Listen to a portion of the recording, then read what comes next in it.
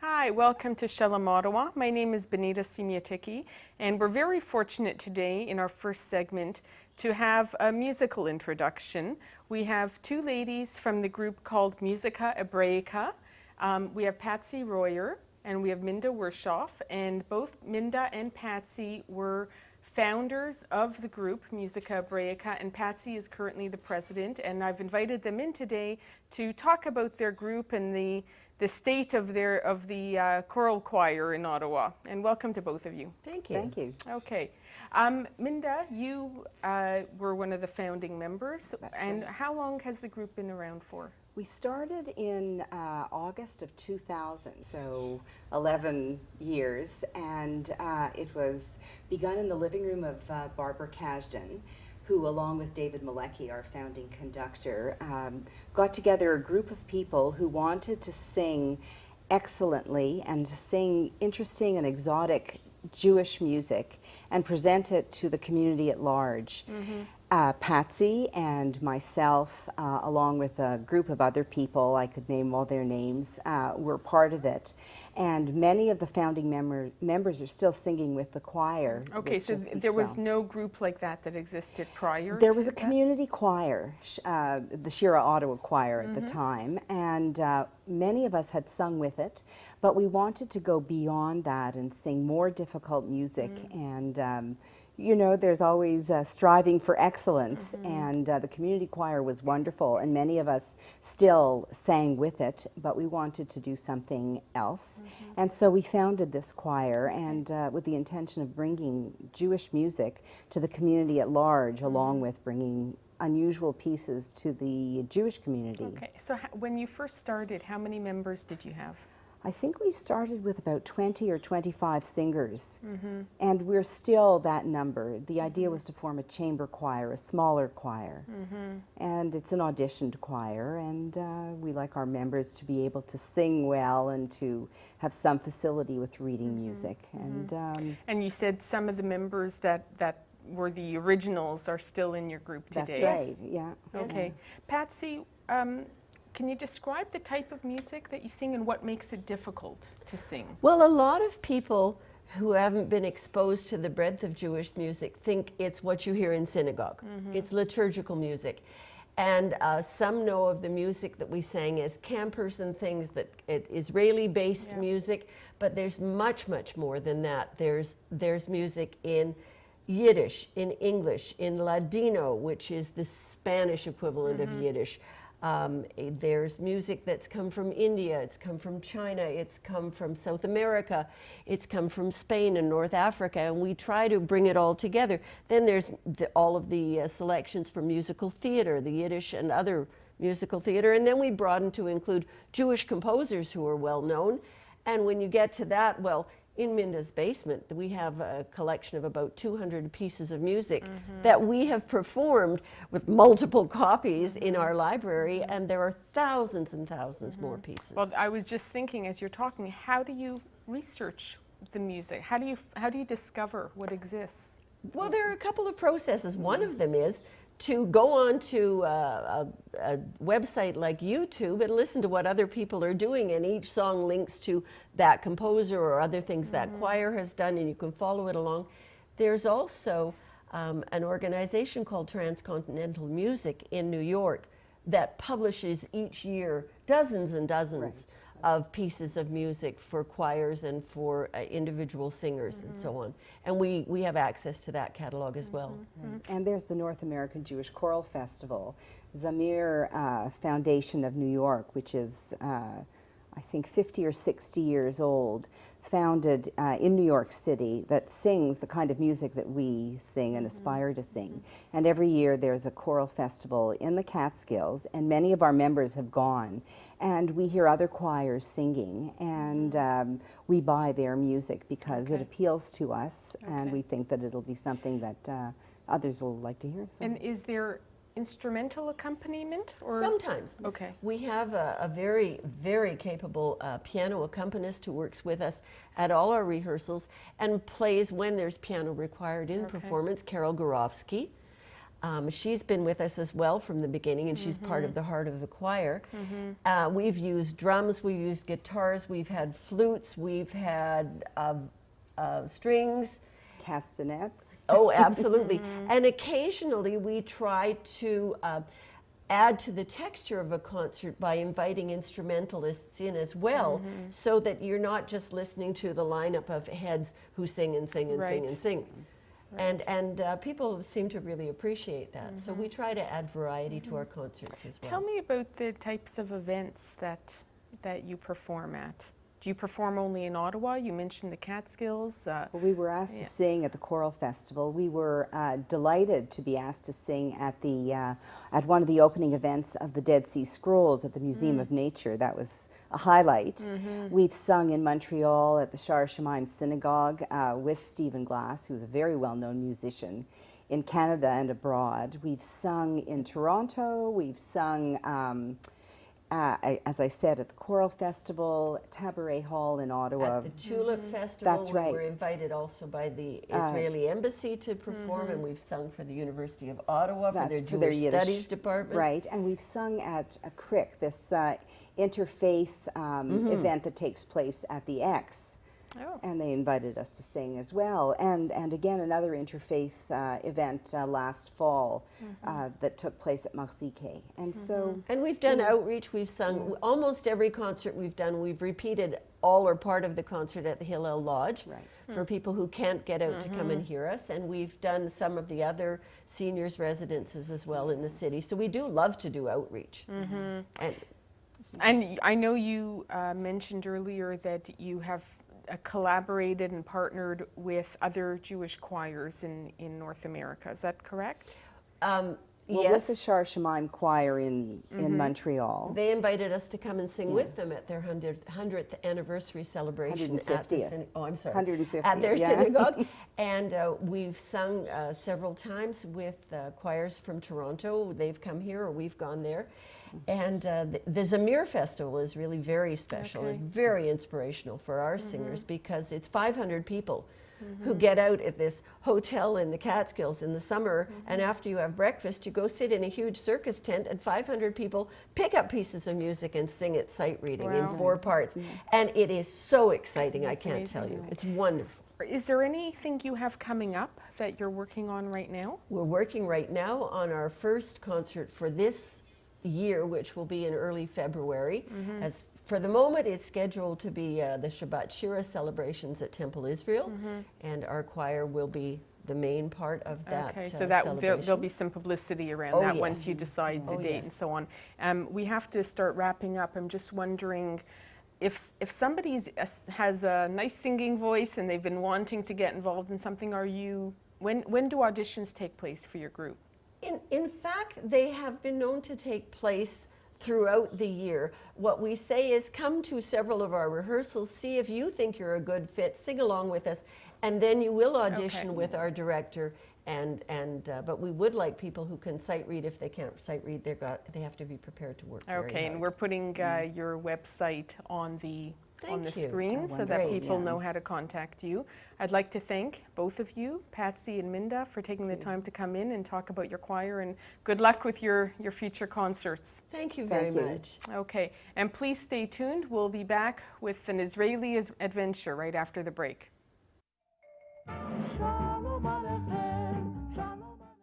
Hi, welcome back to Shalom, Ottawa.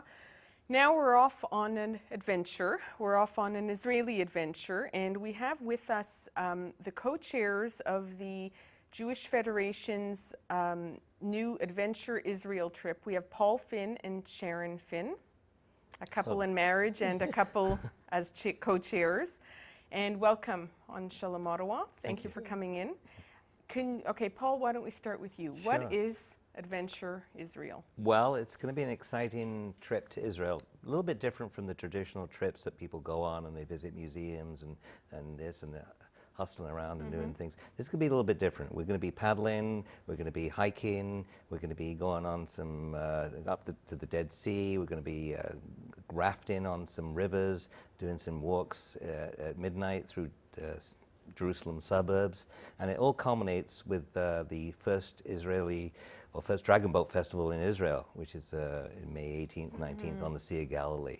And also there's an option to go to Petra and Eilat, which is Petra is one of the 7 wonders of the ancient world. So it's going to be very different and very exciting. What led the Federation to want to kind of veer off course from the traditional Israeli trip and do something so different? Sharon, maybe you can answer that. I think it began because they had decided to do this Dragon Boat Israel. We thought there would be a lot of interest, and we thought that there would be a lot of people who were interested in doing more active things in the country. So, and there were people who were going to be on the Dragon Boat race who maybe have been to Israel many times, and this is just a little bit different. So just another way to see Israel. And so who is putting all these components of this trip together? In terms of, you know, coming up with the activities and making those arrangements for, is it you or is it? Well, we inputted staff? it. Yeah, we had there was a small committee that got together and they listened to a lot of suggestions from Sharon and I. Obviously, some of the people from the Federation have been to Israel several times, and they picked and chose the fun things that they thought would be really neat, like a Jeep ride, like going on the old Burma Road from Tel Aviv to Jerusalem that was in the 1948 war. So things like that. And then the Federation staff, Ronnie Podolsky, has contacts in Israel with the travel agency there, and they packaged it together. Okay. And what led you to decide to take on this challenge and chair this event? Well, it was the dragon boating really interested us, and it just sounded like a lot of fun. And then someone said, well, we're going to create this tour that's going to be like a birthright for adults. And I thought, oh, great, my kids have been on birthright. They had the time of their lives. So it's our turn. We thought, why not? We've been to Israel. I've only been once. Paul's been a couple times. But it was time to go back. Okay. Okay. And when is this trip happening? Well, there's a couple of options. The main trip is May 10th to the 20th, which culminates with 2012. Yes, May 10th to the 20th, 2012, culminating with the Dragon Boat Festival at the Sea of Galilee. But if you want to go a few days earlier, from May 7th to 10th, there's an Eilat Petra option. So we arrive in Israel, then we're going to fly you down to Eilat, so we don't waste any time, spend a couple of days in Eilat, and then go to Petra for the day, and then come back. And so there's like really 2 trips. So that's May 7th to 10th, the Eilat Petra option, and the main trip is May 10th to the 20th. Okay, so people can choose Yes. to either leave on the 7th and Or- take advantage of those options, That's or right. leave on the 10th and not do those options. That's right, exactly. Okay. And Okay. one thing I wanted to point out, Yep. although we call it Adventure Ottawa, people like Adventure Israel. Adventure Israel. Sorry, Adventure Israel. It's going to be lots of things to do, options. So if, for example, you don't want to rappel down a cliff, you can walk down it. There's going to be options all the way along the way. So it's, Well, that leads me to my next question, which is Oh, that listening to you, it could sound intimidating Yeah. for people who think, you know, I'm not an athlete, I'm not that fit, I don't do that You much don't have exercise. to be. So that was my question. How active, like, who's it suited for? It's actually suited for everyone, because if you feel you can't do something, there will be options. And, you know, kayaking, it's not that difficult. You know, the hikes are going to be, there might be one challenging hike, but there'll be options. If you don't feel you're up to it, there will be options. If one wants to take advantage of all these activities that are offered, though, apart from the one, you mentioned one hike may be challenging, is everything else pretty doable for Absolutely. the average Absolutely. person? Absolutely. Yeah, if you can walk to the stores and you can walk to the supermarket, you can You do can do this. it, You can do yeah. it. There's a few challenging things that people can do that if they want to, Yeah. but there's always options. There's always, every time we do something, there's going to be 1 or 2 options Okay. you can do. So it's for all levels. So certainly if anyone's considering it, they shouldn't be intimidated if it's going to be a little bit tough. Okay. The adventure sounds like it's the main ingredient of this trip, but is there regular touring in the trip as well to take in the Oh, sites that yes, Israel is known yes. for? We'll be going to Yad Vashem. We'll be seeing the Israel Museum. We'll be going to the Western Wall. We'll be touring Jerusalem. Also, there's a Bedouin tent experience. We're going to be doing that. We're Which gonna Birthright does as Which well. Birthright Exactly. does as well. We're going to a winery up in the Golan, and so there's going to be fun things. There's going to be educational things. There's going to be exciting things, and there's going to be some, as I say, these midnight walks through the some of the oldest settlements in Jerusalem We'll as be well. going to the Dead Sea in Masada. Yeah. So we'll see a lot of the sites that are typical trip to Typical Israel. sites Yeah. that would be included in an Israeli Exactly, yeah. tour. You're not going to, for the first timers, you're not going to miss out. You're Yeah. going to see a lot of things that we've, as I say, Sharon and I went about 5-6 years ago, and some of the things we didn't see. So this time we wanted to make sure people see them for the first time. So we're going to be sweeping the country from south to north and culminating with the Dragon Boat Festival. In a bus, I'm assuming. In a bus, air-conditioned bus. Well, we're with- flying to Eilat and Right. flying back to Tel Aviv. Apart so from that. apart from that, it'll Now, this trip is being organized by the Federation, which typically is known for mission trips Right. to Yeah. Israel. Yeah. Is this considered a mission trip? No. absolutely not. No. Okay. No. This isn't a mission. It's not. We're not going to be asked. There won't be solicitation. This is a fun adventure trip to Israel to get you to see Israel and obviously culminate with the Dragon Boat. But no, it's not a mission. It's not. We won't be going to certain areas that the Federation funds go to finance and sponsor. This is a completely different trip. Okay. What has the response been so far from people? Sharon? People are excited about it. Yeah. You know, I think they're like we were. Like, yes, birthright for adults. Why not? It's a lot of fun. So people are excited. Is there a maximum number of participants that you can have? I think I think 25 to 40 would be ideal. If that's sort of one bus load and gives us some extra seats on the bus. If it's fantastic, we get 80 people, so we'll have 2 buses, so that'd be terrific. But I think that 25 to 35 to 40 people would be fabulous. And it's a nice group. Okay. And what is the cost for this trip? The cost for the trip, the 10-day one from the May 10th to the 20th, is $2,400. That includes all the hotels and all breakfasts and 6 dinners and 3 lunches and everything. And if you want to go to the Petra, it's a $900 option. Okay. So it's Okay. And airfare is not included. airfare is not right? included. We didn't do that because everyone sometimes wants to make their own airfare. They want to go to Europe. They want to go on Okay, points. yeah. They want to do this and that. So Yeah. we've actually booked our airfare and we're going. But that basically covers all the entrance fees as well. There's probably very few extras that you're going to be responsible for. Okay. We just have about a minute left. I quickly want to ask you, is there a deadline that one must register by?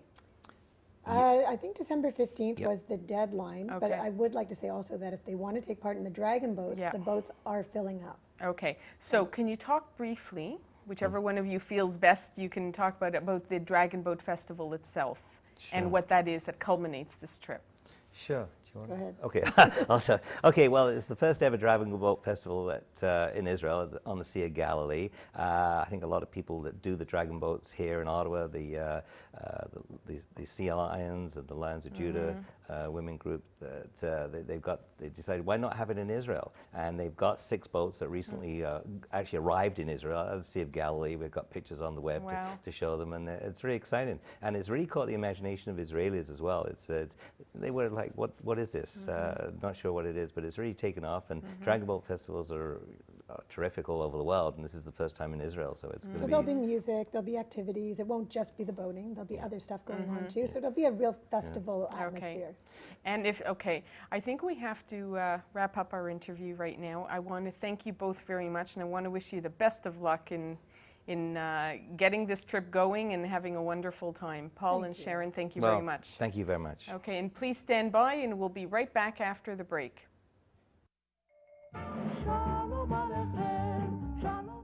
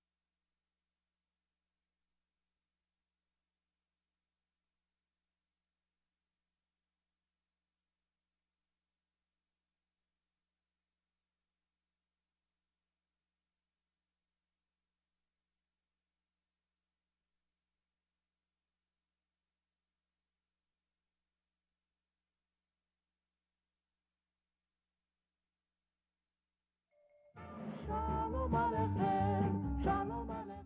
Hi, welcome back to Shalom, Ottawa. I'm very pleased to welcome now Ian Sherman, and Ian is the president of Congregation Beth Shalom downtown. The shul has recently made a major announcement about the sale of its property, and Ian has kindly come in to talk to us about that. And thanks, Ian, for coming in. Oh, you're welcome, Benita. Thanks for having me. My pleasure. Can you explain first the area of the property that has been sold? Because, you know, there are two buildings there. So can you describe what is encompassed in the sale? Sure. So the municipal addresses are 151 and 153 Chapel Street. It's the corner of Rideau and Chapel. But it is one property. It's approximately 81,000 square feet. And the entire property, so the land and the buildings that are on that property will be sold, have been sold. Have been sold. So you're talking about the building that is the former JCC as well as the current Beth Shalom Synagogue. Yes, that's correct. Okay. Why did the board decide to do such a drastic sale of its property? Well, I think, you know, drastic may be one word that some people would use. It's certainly not the word that I would use. This is something that's been carefully considered for quite some time now, for years. And as I think everyone in the Jewish community knows, the landscape at Rideau and Chapel Street really changed back in 1998 when the Jewish Community Center and the Federation offices moved west. And Beth Shalom was left at that time to its own devices. There were negotiations and eventual financial agreements between the shul and the Federation. And through the course of the past 10 or 12 years, we've worked really hard at solidifying the operations of the shul and everything that we're doing as a shul. However, through a process that started a couple of years ago with the development task force that started examining a number of the issues, we really decided that it was time to think about our renewal in a different fashion. And so through a process that has involved a separate task force that was independently structured, we got to a point that we felt we needed to look at future opportunity. And while we're very pleased and honored to have accomplished what we've accomplished since the Federation and the JCC moved back in 1998, we also just felt it was time to look at our own particular future. We've made the most of what we could do over the past approximately 13, 14 years. But it's time for new direction. Okay, and I understand it was a developer that purchased the property? Yes. We went through a process. When the development task force started, we contemplated many aspects of what our future might look like. We came to a decision that we needed to find out what the fair market value of the property is. And the only way that we could do that was to put it out to the market. We put out a request for bids on the property. It went out to over 100 developers. Not just in Ottawa, but across the country, many of them Toronto-based. And that allowed us to make a determination independently of how we might capitalize on the property. Okay, well, it is prime location. It's great real estate. Yeah, it's great real estate, especially with the condo market, what it is now. Well, the speculation is that there will be a condo development. I think we'll see a mixed-use complex, but that'll be up to the developer to determine. What was the reaction of your members, particularly the long-term ones who have been members there for decades? Well, we had our annual general meeting and special general meeting to approve all of this on November the 6th. And I think the results of that meeting were overwhelming. 85% of those in attendance at the meeting approved going forward with the resolution to sell the property. So in that regard, I think I could describe it as very successful. However, it is a very emotional issue, and as much as I've been leading the charge in crafting the development task force to look at these issues, as much as I feel very good about the decision that we've made, it's a very emotional issue. It's emotional for me, it's emotional for the congregants. I spent all of my life in that shul, many milestones celebrated in the shul. Okay. But the shul is going to continue. Yes, well, And we're that's, gonna I be want to more get onto vibrant than that ever. because we don't have much time left. What are the plans for relocation? That's still a work in process. We're looking at a number of options. And we have made no final determinations at this point as to where relocation will be. It'll certainly be west of Chapel Street, as best I can tell at the moment. If an opportunity were to evolve in the center of the city, however, land is very expensive, and I don't know whether or not that would be a viable option or not. What do you call the center of the city? Think of the Queensway corridor, the Bronson Avenue corridor. Okay. That could ultimately be a possibility, but I have to admit I discount that possibility because the cost of land in Okay. the center is very expensive. Okay. We're looking at moving more west. We have initiated some discussions with the Federation about the possibility of relocating to the campus, Okay. and we're talking amongst a number of synagogues to see if there's a communal solution. Okay, well, that's a cliffhanger. We're gonna have to move on. We have to wrap this up, but we'll see how this evolves. We will. Yeah, thank you, Ian, very much for coming in, and thank you for watching this show. I just want to remind our viewers that there is no Shalom Ottawa in December. We're taking a hiatus, so stay tuned in January and check us out at the end of the month then. Have a wonderful holiday season. I'm Benita Simiatiki, and thanks for watching.